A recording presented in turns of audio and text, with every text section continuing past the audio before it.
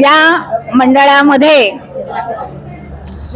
ललिता अडके, सुजाता तांदळे अडगळे, निर्मला रत्नप्रभा अडगळे, विमल खंडरे, साखरे शोभा, ललिता शशिकला कापसे, गोरनळी विभूते, सुरेखा छाया पाटील, दीपा कोनापुरे, विमल घाळे, कमल घाळे, बोगडे प्रमिला अडगळे, गोरनळी, श्रीदेवी रत्न. सा मंडळ अगदी उत्साहाने काम करतात आणि स्वामींचा आशीर्वाद घेतात. आणखी एक विशेष गोष्ट म्हणजे या ठिकाणी सर्व महिला आणि पुरुष मंडळींनी आमच्यात आणखी स्वामी सेवेमध्ये आमची थोडीफार सहकार्य व्हावी म्हणून या ठिकाणी स्वामी समर्थांसाठी प्रभावळ तयार केलेली आहे आणि ती प्रभावळ या ठिकाणी बसवण्यात आली आहे. त्यामुळे या मंदिराचे आणखीन वैभव वाढवण्यात आले. या मंदिरात पूजा पाठ करणारे स्वामी इरण्णा स्वामी हे सुद्धा भावनेने पूजा करतात, सर्वांना प्रसाद देतात. प्रमिला नंदगावकर श्री स्वामी समर्थ महिला भजनी मंडळाची सदस्य आहे. श्री स्वामी समर्थ महिला भजनी मंडळाच्या अध्यक्ष आहेत सौभाग्यवती निर्मला कोनापुरे. त्यांच्या मार्गदर्शनाखाली दरवर्षी या ठिकाणी दत्त जन्म सोहळा संपन्न होतो.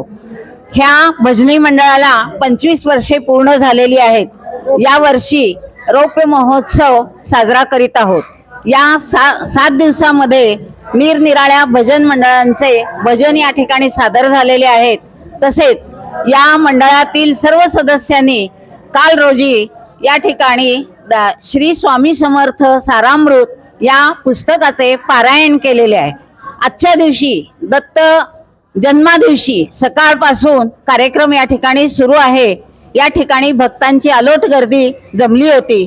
या ठिकाणी सर्वप्रथम अभिषेक, या ठिकाणी प्रसाद वाटप आणि सर्व भजन मंडळांचं या ठिकाणी भजनही झालेले आहे.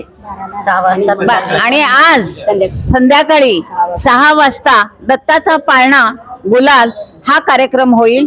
त्यानंतर 9 वाजता या ठिकाणी 5 नंदी ध्वजांची पूजा संपन्न होणार आहे.